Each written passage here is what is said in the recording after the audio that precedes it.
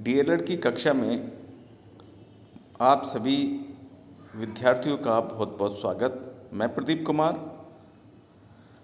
शिक्षण अधिगम के सिद्धांत प्रश्न पत्र में आज का हमारा टॉपिक है दृश्य एवं श्रव्य सामग्री।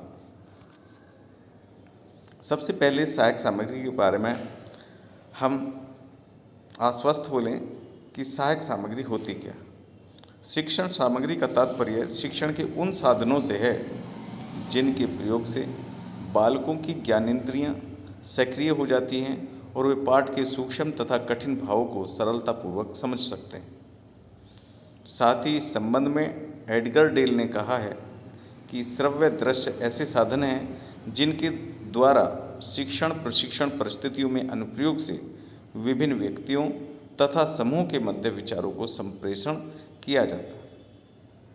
कहने का तात्पर्य यह है कि किसी विषय वस्तु के सूक्ष्म तथा कठिन भाव को सरलता से समझाने के लिए शिक्षक की मदद के लिए, साथ ही साथ शिक्षार्थी को समझने में मदद के लिए सहायक सामग्री का प्रयोग बहुत महत्वपूर्ण और मायने रखता है। इसके माध्यम से छात्रों को आसानी से तथ्य समझ में आ जाता है।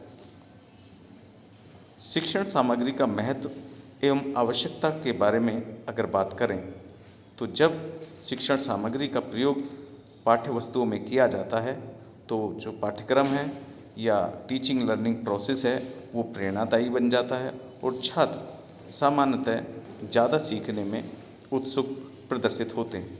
साथ ही साथ शिक्षण सहायक सामग्री की मदद से क्रियागत अवसर की सुलभता बच्चों को होती है और उसमें नेचुरली रूप से बच्चे सीखते हैं और सरलता से सहजता से उन तथ्यों को हमेशा अपने जीवन का एक आधार स्तंभ बनाते हैं। साथ ही साथ अपने जीवन में उनका उपयोग भी करते हैं। साथ ही साथ तीसरी आवश्यकता है रटने को कम करते हैं। जब उनको क्रियात्मक अवसर मिलते हैं तो क्रियात्मक अवसर जब बच्चा करता है तो खेल खेल में उन तथ्यों से लाभान्वित होता है और रटने की उसको आवश्यकता नहीं होती। साथ ही शिक्षण में कुशलता आती है। जब शिक्षण सहायक सामग्री को अच्छे से प्रस्तुत किया जाता है शिक्षक द्वारा तो शिक्षण की प्रवीणता बढ़ती है और साथ ही साथ शिक्षक को बहुत ज़्यादा उसको विश्लेषित करने में आनंद आता है और साथ ही साथ शिक्षार्थी भी उसका शिक्षण का आनंद अनुभूति करते हैं। साथ ही साथ प्रत्यक्ष अनुभव छात्रों को होता है। जो चीज़ शाब्दिक रूप से शिक्षक समझाना चाहता है उसमें बहुत कठिनाई बच्चों को आती है, लेकिन उन्हीं चीज़ों को, परिवेशीय चीज़ों को या मानव निर्मित शिक्षण सहायक सामग्री को जब वो देखता है, छूता है तो बहुत सारे ऐसे कॉन्सेप्ट जो उसके धारणा में नहीं थे उनको भी वो समझ लेता है और सीख लेता है।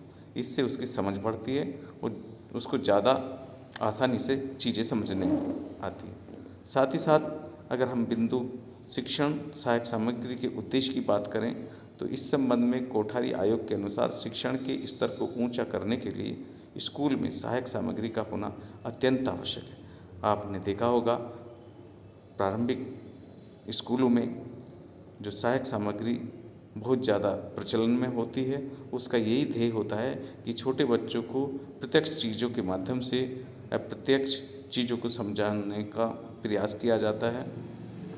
साथ ही साथ एक महत्वपूर्ण उद्देश्य है तीव्र एवं मंद बुद्धि बालकों को योग्यतानुसार शिक्षा देना, अमूर्त पदार्थों को मूर्त रूप प्रदान करना या अमूर्त चीज़ों को मूर्त रूप देकर उनको समझाना। साथ ही साथ शिक्षार्थियों को अधिक क्रियाशील बनाना। जब सहायक सामग्री का प्रयोग होगा तो उनको छूकर, उनको अवसर देकर बच्चों को हमको शिक्षण को आगे बढ़ाना पड़ेगा। इस प्रक्रिया में छात्रों को ज़्यादा क्रियाशील रहना पड़ता है और वो सीखते भी ज़्यादा हैं। साथ ही साथ अंतिम जो इसका उद्देश्य है, शिक्षार्थियों में पाठ के प्रति अधिक रुचि उत्पन्न होती है और पाठ को विकसित करने में शिक्षक को मदद मिलती है।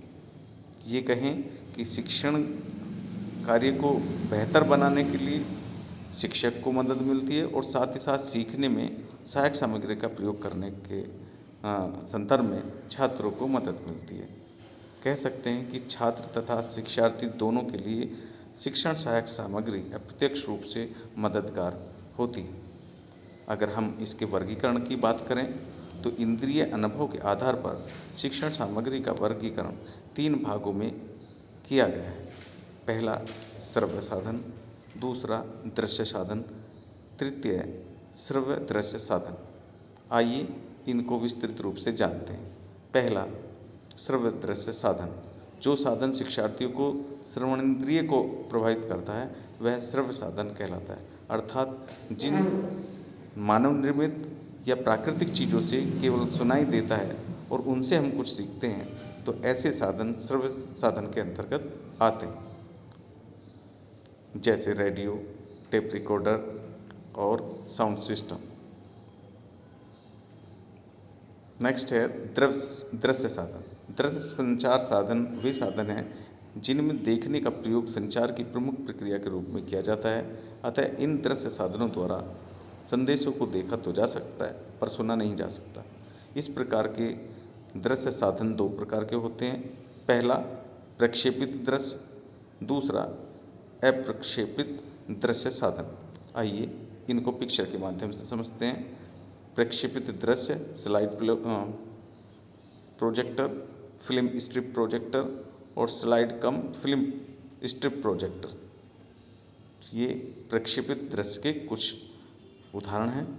इसी प्रकार अप्रक्षेपित दृश्य चार्ट, बोर्ड, ग्राफ, ये अप्रक्षेपित दृश्य सामग्री के अंतर्गत आते हैं। लास्ट है श्रव्य दृश्य साधन, ऑडियो विजुअल एड्स।